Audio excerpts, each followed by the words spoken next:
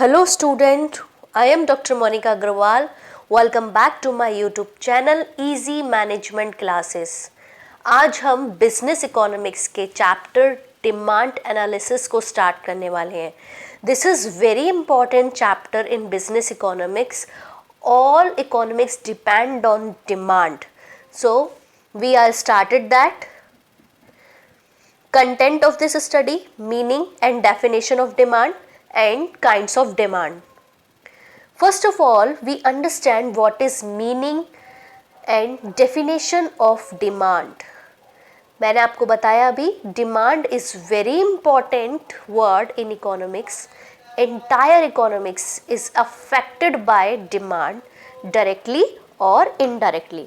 मतलब हमारी जो इकोनॉमी है डायरेक्टली और इनडायरेक्टली डिमांड से इफेक्ट होती है. अगर आप डिमांड को नहीं समझ पा रहे हैं तो आप नहीं समझ सकते कि इकोनॉमिक्स क्या है. ठीक है, तो अब इसकी डेफिनेशन समझते हैं. Demand create from desires and desires are infinite. ठीक है, डिमांड कब आती है? जब हमारी कोई डिज़ायर होती है, जब हमारी कोई इच्छा होती है. और जो डिज़ायर है हमारी वो क्या होती है? इनफाइनाइट होती है. Hence all desires cannot be termed as demand. Only some desires can termed as necessity and some necessities termed as demand. ठीक है, यहाँ पर क्या बताया कि सिंपल डिमांड को हम कैसे नहीं कह सकते कि डिज़ायर को हम डिमांड नहीं कह सकते. ठीक है, हमारी जितनी भी डिज़ायर्स हैं हम उनको डिमांड नहीं कह सकते. जब हमारी डिज़ायर नेसेसिटी में कन्वर्ट हो जाती है और जो नेसेसिटी ही हमारी क्या कहलाती है? डिमांड कहलाती है. क्यों? क्योंकि हमारे पास डिज़ायर्स क्या है? इनफाइनाइट है. हमारी डिज़ायर्स क्या है? इनफाइनाइट. ज़रूरी नहीं है कि हम सारी डिज़ायर्स को फुलफ़िल करें. आज आपकी कंडीशन नहीं है BMW ख़रीदने की, लेकिन आपकी इच्छा है, आपकी डिज़ायर है, तो क्या वो डिमांड बन जाएगी? नहीं.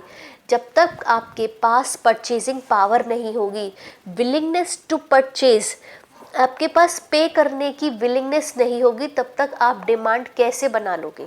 ठीक है, यानी आपके पास एक पर्टिकुलर टाइम होना चाहिए, पर्टिकुलर उस चीज़ का प्राइस होना चाहिए और आपकी एक इफ़ेक्टिव डिज़ायर होनी चाहिए. यानी आपके पास उतना सफिशिएंट अमाउंट होना चाहिए और उसको खर्च करने की भी एक इच्छा होनी चाहिए ताकि आप उस चीज़ को ले पाए. यानी जब एक डिज़ायर एक नेसेसिटी बन जाती है तब हम उसको डिमांड में कन्वर्ट करते हैं. आई होप आपको समझ आई होगी डिमांड. नेक्स्ट चलते हैं. According to Penson, demand is an effective desire. उन्होंने क्या बोला? डिमांड डिज़ायर नहीं है. डिमांड क्या है? एक इफ़ेक्टिव डिज़ायर है. डिमांड क्या है? एक इफ़ेक्टिव डिज़ायर है.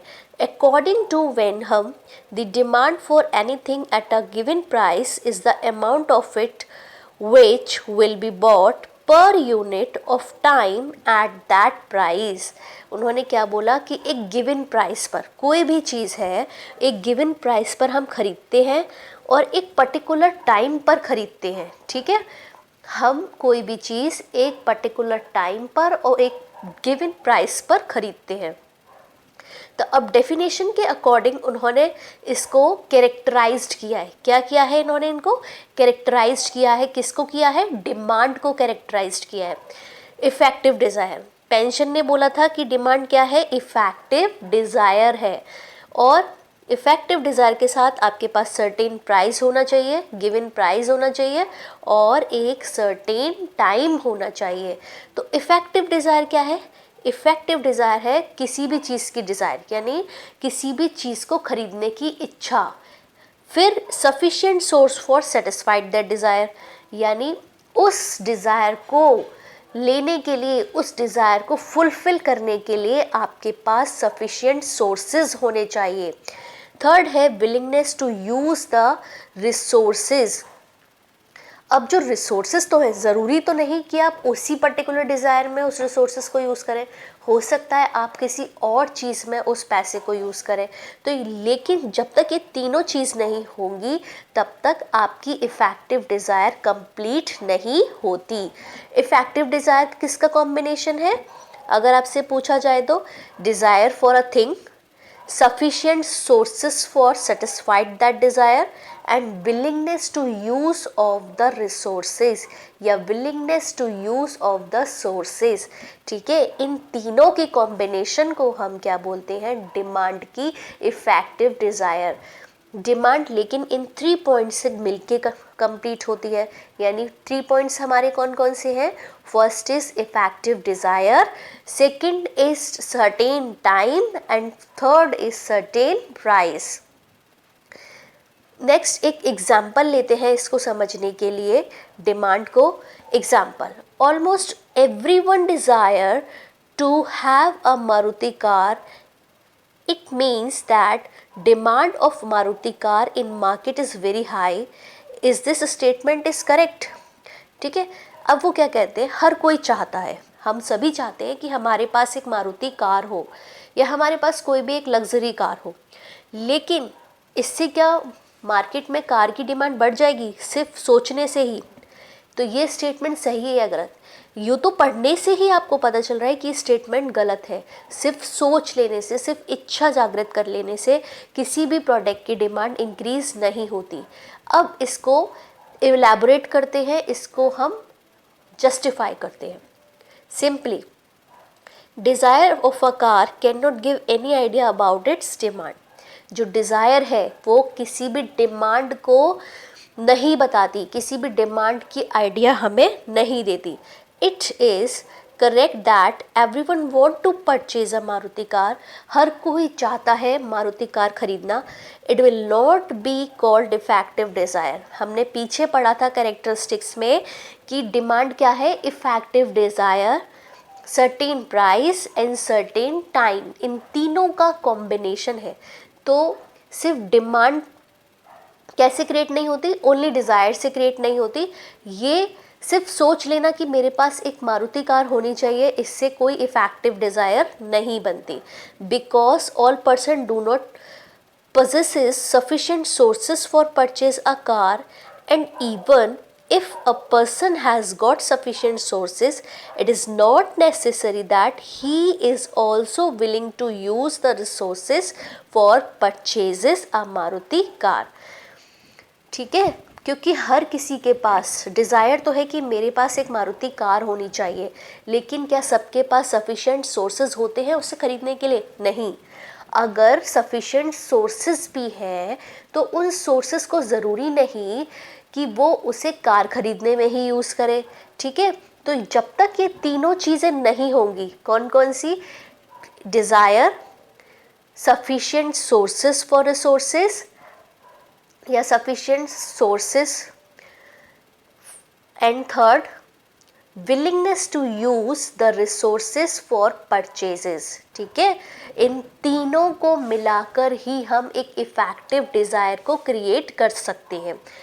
Demand is always expressed with respect to a particular price for a specific time period. Demand क्या है, किस में एक्सप्रेस्ड की जाती है? मैंने आपको बताया था कि एक पर्टिकुलर टाइम होना चाहिए और एक पर्टिकुलर प्राइस होना चाहिए। In this statement it is not clear that his desire for Maruti car is at what price and for what period. Hence, desire of Maruti car will not be called demand and this statement is not correct। ठीक है, ये तीनों characteristics fulfil नहीं हो रही है। हमने ये तो बता दिया कि सब चाहते हैं मारुति कार हो, लेकिन क्या किस पर्टिकुलर टाइम पर हो और किस पर्टिकुलर प्राइस पर हो, ये भी नहीं बताया। तो ये तीनों ही चीज़ें नहीं है इसमें, ना तो इफेक्टिव डिज़ायर है, ना आपका इफेक्टिव प्राइस है, ना ही कोई पर्टिकुलर टाइम है। इसीलिए क्या हुआ, यहाँ पर तीनों ही कंडीशन फुलफिल नहीं हो रही है, तीनों ही कैरेक्टरिस्टिक्स नहीं है, इसीलिए जो स्टेटमेंट है वो क्या है, रॉन्ग है। ठीक है, आई होप एग्जाम्पल अच्छे से समझ आया होगा आपको और डिमांड भी बहुत अच्छे से समझ आ गई होगी। अब आते हैं काइंड्स ऑफ डिमांड पर। काइंड्स ऑफ डिमांड यानी different types of demand. First आता है आपका प्राइस डिमांड। ठीक है, price demand describe the quantity demanded by the consumer at a specific price in a certain specified time period. If all other things remain constant or equal, all other things remain constant or equal means क्या होता है, there is no change in consumers income, taste, behavior and prices of related commodity. ठीक है, यहाँ क्या कह रहे हैं वो, क्वांटिटी डिमांड है जो कंज्यूमर की, जो स्पेसिफिक प्राइस पर स्पेसिफिक टाइम पर चेंज होती है। प्राइस के अकॉर्डिंग जब डिमांड चेंज होती है, सिंपल लैंग्वेज में बता रही हूँ, प्राइस के अकॉर्डिंग जब डिमांड में चेंजेस होते हैं, डिमांड में नहीं, क्वांटिटी डिमांड में। यहाँ पर आप इस चीज़ को देखिए, क्वांटिटी डिमांड लिखा हुआ है, लेकिन पीछे आप क्या पढ़ के आए हैं, डिमांड। डिमांड क्या होता है कि एक व्हाट प्रोडक्ट यू वांट, यानी आप कौन सा प्रोडक्ट चाहते हो। आप मारुति कार चाहते हो तो ये क्या हुआ, डिमांड हो गई। लेकिन क्वांटिटी डिमांड क्या होती है कि कितनी मात्रा में आप उस चीज़ को चाहते हो। ठीक है, क्वांटिटी डिमांड क्या हुई, how much you want to purchase the thing. ठीक है, कि आप कितनी मात्रा में उस प्रोडक्ट को लेना चाहते हो, उसको हम बोलते हैं क्वांटिटी डिमांड। इसीलिए जब हम आगे बात करेंगे तो क्वांटिटी डिमांड की बात करेंगे, ओनली डिमांड की बात नहीं करेंगे। ठीक है, अब यहाँ पर क्या बोल रहे हैं कि क्वांटिटी डिमांड में जब प्राइस के अकॉर्डिंग चेंज आता है तो हम उसे प्राइस डिमांड बोलते हैं। कब प्राइस के अकॉर्डिंग चेंज आता है, जब अदर थिंग्स रिमेन कांस्टेंट। कौन कौन सी चीज़ें, इनकम कांस्टेंट हो, टेस्ट कांस्टेंट हो, यानी उनमें कोई चेंज ना आया हो, बिहेवियर कांस्टेंट हो, price of related commodity constant हो। ठीक है, रिलेटेड कमोडिटीज़ कैसे, जैसे T, coffee, petrol, car, related commodity है, एक दूसरे से साथ साथ चलती हैं, तो इसको हम क्या बोलते हैं, price demand. Curve sloping downward from left to right in a price demand curve which indicate the inverse relationship between price and demand। जो इसका कर्व है, कर्व देख रहे हैं आप लोग, ये वाला, ये कैसे जा रहा है, लेफ्ट टू राइट जा रहा है। देखिए आप, लेफ्ट टू राइट जा रहा है, क्योंकि अगर डिमांड इंक्रीज होती है इसका मतलब क्या है, आप प्राइस कम कर रहे हो। अगर प्राइस इंक्रीज होता है तो डिमांड कम हो जाती है। देखिए इस वाले एंगल पे क्या दे रखा है, प्राइस, और एक्स एक्सिस पर दे रखा है डिमांड। जब प्राइस इतना था, हाई था ये प्राइस, तो डिमांड कितनी कम थी, इतनी सी थी, लो थी डिमांड। जैसे ही प्राइस डाउन हुआ तो डिमांड इंक्रीज हो गई, और प्राइस डाउन हुआ तो डिमांड और ज़्यादा इंक्रीज हो गई, यानी क्या हुआ, नेगेटिव स्लोप हुआ। एक के बढ़ने पर दूसरे की स्थिति डाउन हो जाती है। ठीक है, यानी ये लेफ्ट टू राइट जाता है, इनवर्स रिलेशनशिप बताता है, यानी एक दूसरे के अपोजिट रिलेशनशिप। अगर प्राइस घटता है तो डिमांड बढ़ जाती है, और अगर प्राइस बढ़ता है तो डिमांड कम हो जाती है। नेक्स्ट आते हैं हम income demand. Income demand means those quantities of commodities or services which a consumer is willing to purchase at different levels of his income. If all other things remain constant or same, all other things remain constant means there is no change in consumer taste, behavior and price of related goods or commodity. ठीक है, यानी पहले हमने पढ़ा था price के according quantity demand में change आता है, यहाँ पर क्या है, इनकम के अकॉर्डिंग क्वांटिटी डिमांड में चेंज आता है। ठीक है, डिफरेंट लेवल ऑफ इनकम पर consumer different quantity of demand लेना चाहेगा। अगर आपकी इनकम इंक्रीज होती है तो आप क्वांटिटी ज़्यादा लोगे, और अगर आपकी इनकम रिड्यूस होती है तो आप क्वांटिटी कम लोगे।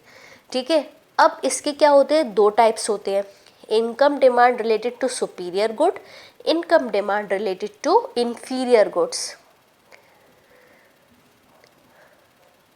Income demand related to superior goods, superior goods कौन सी होती है, जैसे लग्जरीज गुड होती हैं, हाई क्वालिटी कंफर्ट गुड्स होते हैं जो हम कंफर्ट्स के लिए यूज़ करते हैं। जैसे air conditioner, motor car and computer. These all things are comfort things, ठीक है, high quality things. Air conditioner हो गया आपका, कंप्यूटर हो गया, रेफ्रिजरेटर हो गया,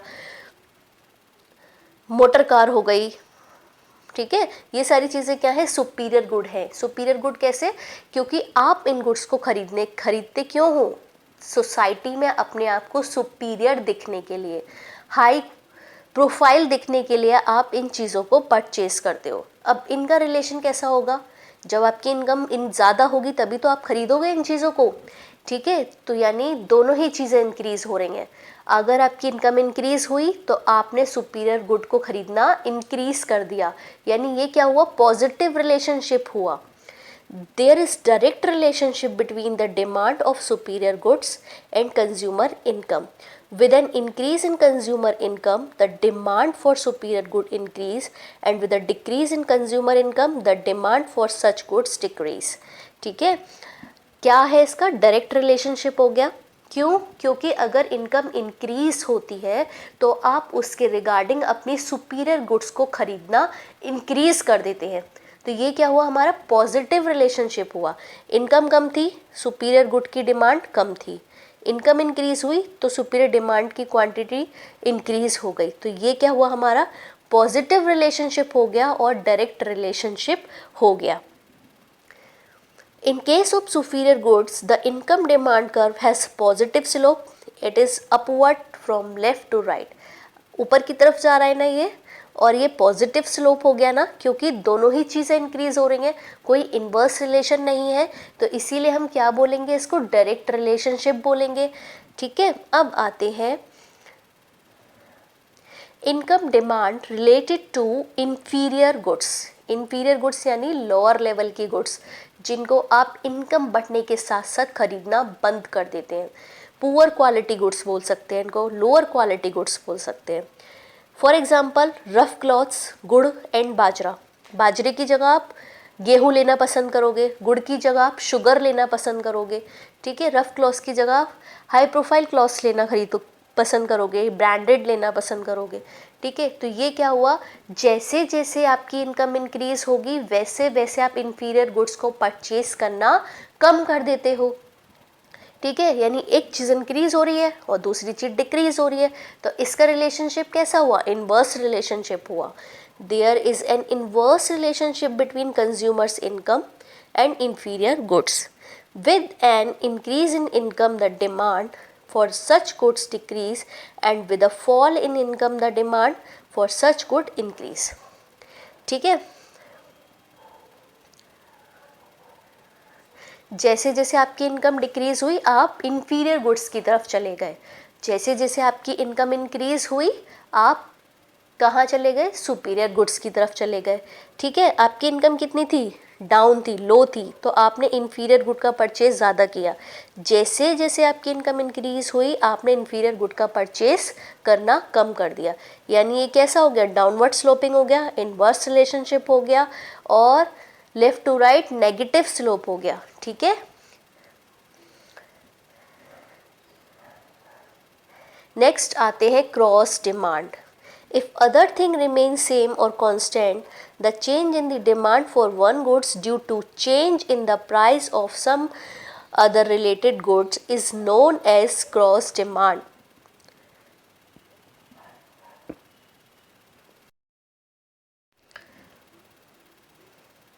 तो क्रॉस डिमांड क्या हुई हमारी, जहाँ पर एक कमोडिटी की डिमांड में चेंज आता है। क्यों आता है वो चेंज, क्योंकि वो चेंज दूसरी कमोडिटी की डिमांड में चेंज आ रहा है, ठीक है। यानी कि एक कमोडिटी के प्राइस में चेंज हुआ तो दूसरी कमोडिटी के डिमांड में चेंज हो गया। अब यहाँ पर हम सब्स्टिट्यूट गुड्स और कॉम्प्लीमेंट्री गुड्स की स्टडी करेंगे। सब्स्टिट्यूट गुड्स क्या होते हैं, the goods which we can use in place of each other are known as substitute good। यानी जब हम एक गुड्स को दूसरी गुड्स की जगह यूज़ कर सकते हैं उसको हम क्या बोलते हैं, सब्स्टिट्यूट गुड्स। जैसे चाय की जगह कॉफ़ी यूज़ कर ली, गुड़ की जगह शुगर यूज़ कर लिया, तो ये क्या हुए, एक दूसरे के सब्स्टिट्यूट हो गए। अब यहाँ पर क्या है, डायरेक्ट रिलेशनशिप होता है बीच में, यानी अगर एक प्रोडक्ट का प्राइस इंक्रीज होता है तो दूसरे प्रोडक्ट की डिमांड इंक्रीज हो जाएगी। In case of substitute goods, the change in the price of one goods affect the demand for the other goods in the same direction। क्योंकि पॉजिटिव रिलेशनशिप है, direct relationship है, इसीलिए क्या हुआ, ये सेम डायरेक्शन की तरफ जाते हैं। For example, if the price of coffee increase, the demand for T increase. अगर कॉफ़ी के प्राइस इंक्रीज हो जाते हैं तो क्या होगा, चाय की डिमांड इंक्रीज हो जाएगी। आप कॉफ़ी की जगह क्या लेना पसंद करेंगे, चाय को प्रेफर करना पसंद करेंगे या चाय को प्रेफर करेंगे। With the fall in the price of coffee the demand for T also falls down.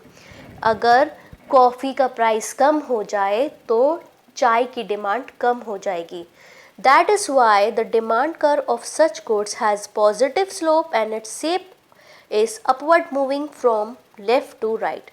देखिए ग्राफ में समझते हैं। कॉफ़ी का प्राइस कम था तो चाय की डिमांड क्या थी, कम थी। कॉफ़ी का प्राइस इंक्रीज हुआ, जो चाय की क्वांटिटी क्या हो गई, इंक्रीज हो गई। आप कॉफ़ी की जगह चाय प्रेफर करने लगे, तो यानी कि ये क्या हुआ, पॉजिटिव रिलेशनशिप हुआ, सेम डायरेक्शन में गया। यानी ये घटा तो ये भी घटा, ये घटा तो ये भी घटा। ठीक है, तो क्या हुआ, डायरेक्ट रिलेशनशिप हुआ, अपवर्ड स्लोपिंग हुआ। इसको हम क्या बोलते हैं, पॉजिटिव स्लोप। नेक्स्ट आते हैं complementary goods. Such goods that are used as a complement to another goods are known as complementary goods, such as car and petrol, pan and ink, and bread and butter। Complementary goods क्या होते हैं, जो एक दूसरे के साथ काम करते हैं। अगर पेट्रोल के प्राइस इंक्रीज होते हैं तो कार की डिमांड कम हो जाएगी। अगर पेन के प्राइस इंक्रीज होते हैं तो इंक की डिमांड डिक्रीज हो जाएगी। ठीक है, लोग पेन कम यूज़ करेंगे, पेंसिल यूज़ करना पसंद करेंगे उसकी जगह।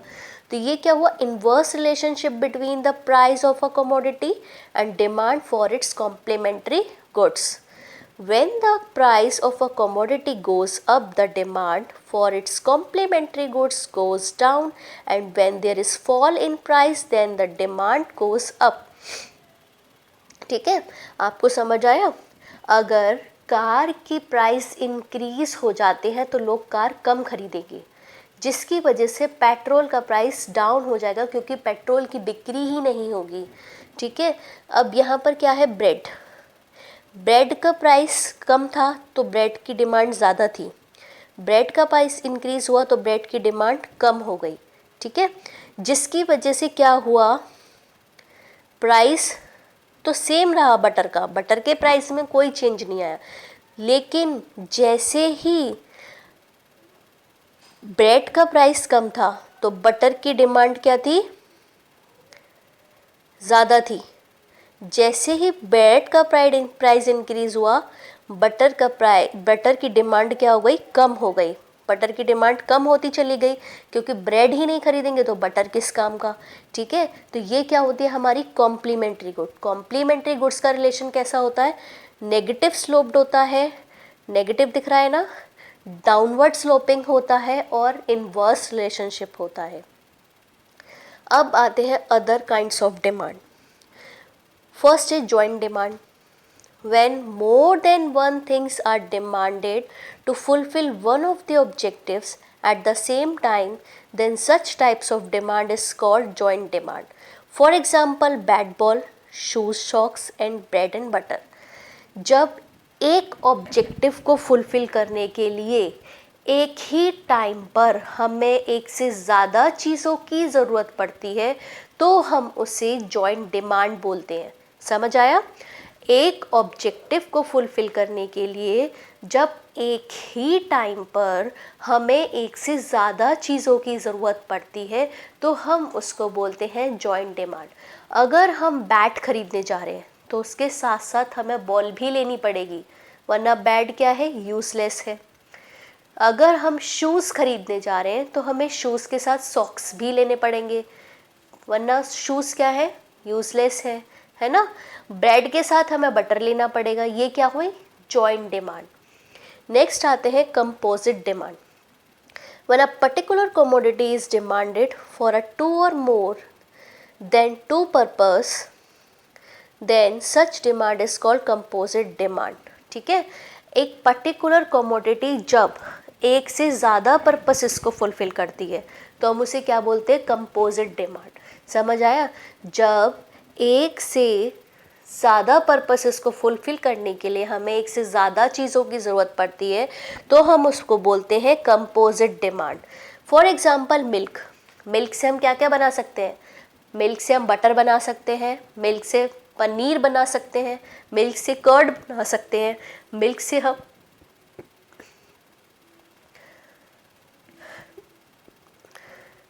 और क्या बना सकते हैं, मिल्क से हम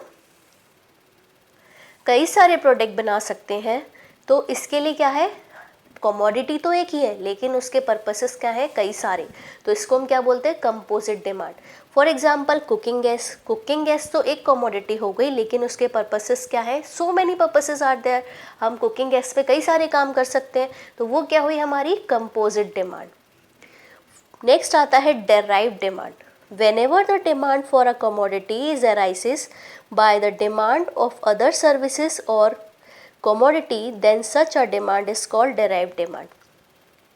जब एक कमोडिटी की डिमांड इंक्रीज होती है, क्यों होती है, क्योंकि दूसरी कमोडिटी की डिमांड इंक्रीज हो रही है, तो हम उसको बोलेंगे derived demand. For example, iron and cement are derived demand because it is depends upon the constructions of building, road and bridges etc।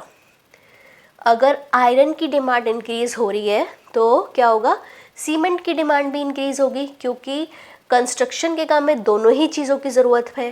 तो यानी कि आयरन किसको डिराइव्ड कर रही है, सीमेंट को डिराइव्ड कर रही है, क्योंकि वो कंस्ट्रक्शन के काम आती है। इसे हम क्या बोलते हैं, डेराइव्ड डिमांड बोलते हैं।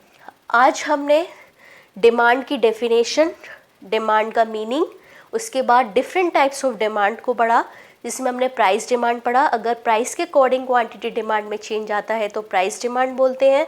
फिर हमने इनकम डिमांड पढ़ा, अगर डिफरेंट लेवल ऑफ इनकम पर जब क्वांटिटी डिमांड डिफरेंट होती है उसको हम क्या बोलते हैं, इनकम डिमांड बोलते हैं, जिसमें हमने सुपीरियर गुड्स और इन्फीरियर गुड्स की स्टडी की। नेक्स्ट हमने क्रॉस डिमांड की स्टडी की। क्रॉस डिमांड में हमने एक कमोडिटी की डिमांड पर जब दूसरी कमोडिटी के प्राइस से पड़ता है तो हम उसे क्रॉस डिमांड बोलते हैं। क्रॉस डिमांड में हमने substitute goods and complementary goods की स्टडी की। देन हमने अदर काइंड्स ऑफ डिमांड पढ़े, joint demand, composite demand and derived demand. I hope आपको ये सारे काइंड्स ऑफ डिमांड अच्छे से समझ आ गए होंगे। अगर कुछ भी समझ ना आया हो तो आप मुझसे कमेंट सेक्शन में पूछ सकते हैं, और ये वीडियो अगर अच्छा लगे तो इसे लाइक, शेयर एंड कमेंट्स कर सकते हैं, और इस चैनल को सब्सक्राइब भी कर सकते हैं। Thank you so much everyone, have a good day.